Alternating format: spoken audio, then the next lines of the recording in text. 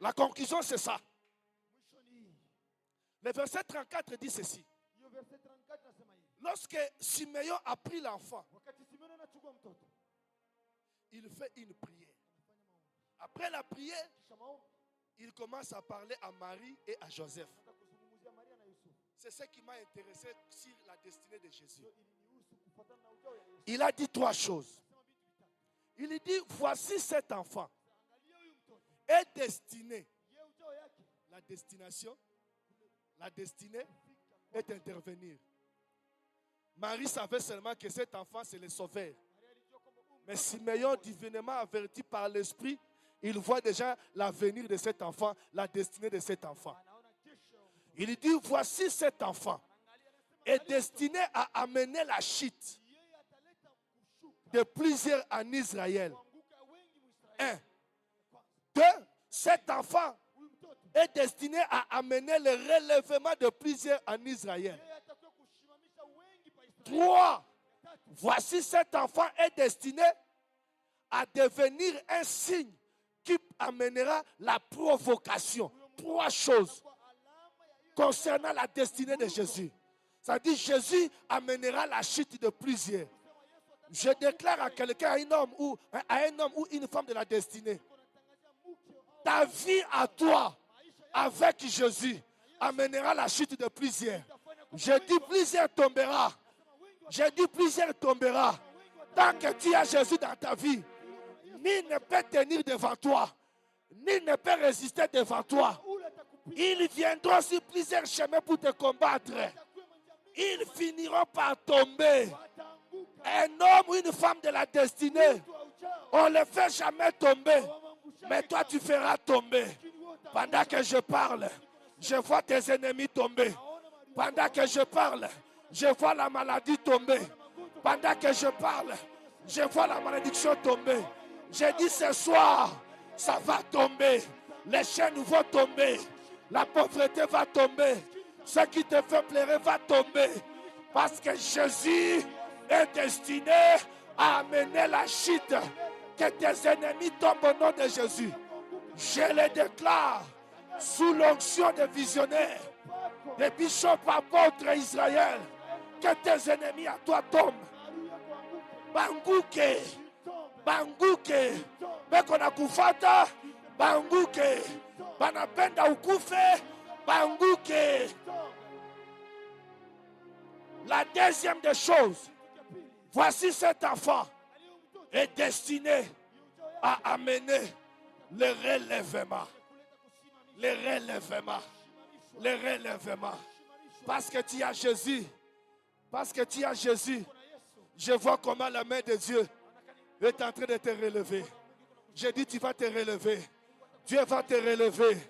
Si tu es tombé une fois, si tu es tombé un jour, que la grâce de Dieu te relève encore, encore et encore.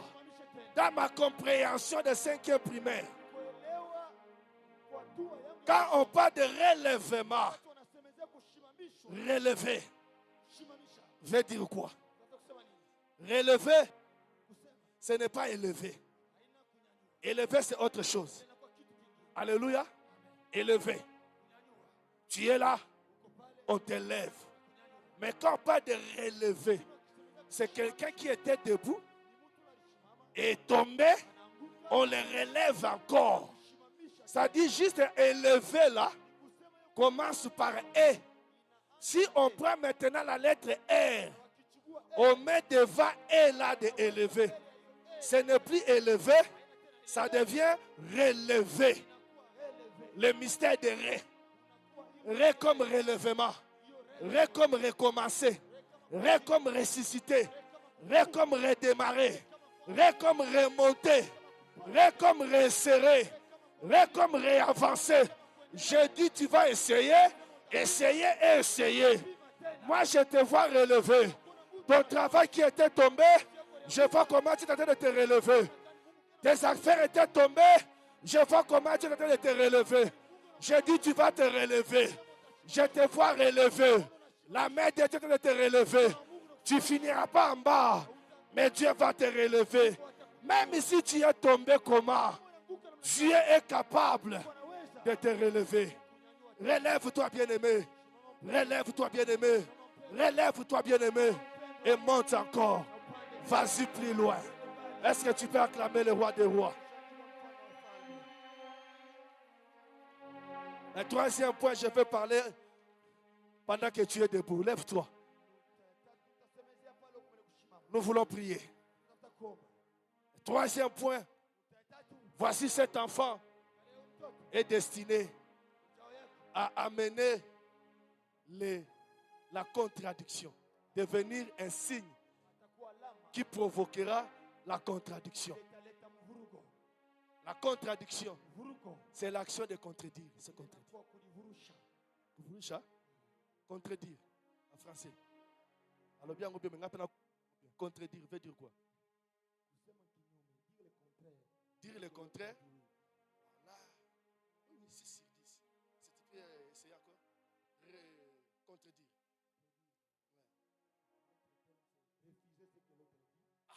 Là maintenant. Mais moi, je veux maintenant que tu peux me mettre dans le sens de l'opposition. Entrer en opposition. C'est-à-dire, par exemple, moi je viens, je dis, toi, tu vas échouer.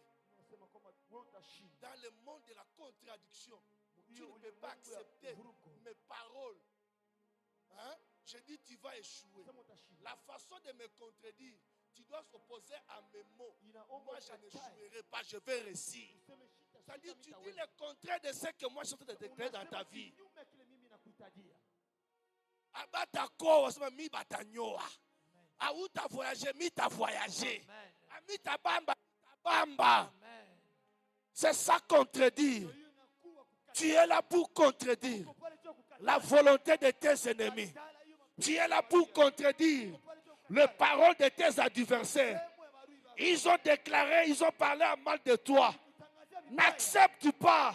Il faut refuser. Alléluia. Toi, tu n'iras pas loin. J'irai loin. J'irai loin. Tu n'auras pas l'argent, j'aurai l'argent. Tu finiras pas les études, je vais finir les études. Contredire. Cela veut dire, même si dans votre famille, il y a eu des paroles, ils ont mal parlé en toi. Ce soir, ouvrir la bouche, tu vas les contredire. Alléluia. Moi, je n'accepte jamais que quelqu'un parle mal de moi. Ni de mes enfants, ni de ma femme, ni de ma vie. Tu n'es pas mon Dieu. Même mon oncle n'a pas le droit de me parler à moi, de me maudire. Jamais. Seulement 3 sujets de prière. 3 sujets de prière. Très important. La première, Seigneur, que mes ennemis tombent. La deuxième, Seigneur, relève-moi. Relève mon niveau. Relève ma vie. Relève mes enfants. Relève mes activités. Si tu reconnais quelque part que tu es tombé, dis Seigneur, relève-moi. Et le troisième sujet de prière, dis Seigneur, je refuse ce que les autres ont dit de moi. Alléluia. Fermez les yeux pendant 5 minutes. Notre premier sujet de prière. Nous allons prier. Nous allons combattre. Nous allons taper les mains. Que nos ennemis tombent. Que la maladie tombe. Si tu es malade, déclare que toi, maladie, tu vas tomber. Si tu traverses une période de souffrance, chômage, prie bien-aimé, fais tomber la maladie, le chômage, tapez les mains, commencez à prier au nom de Jésus.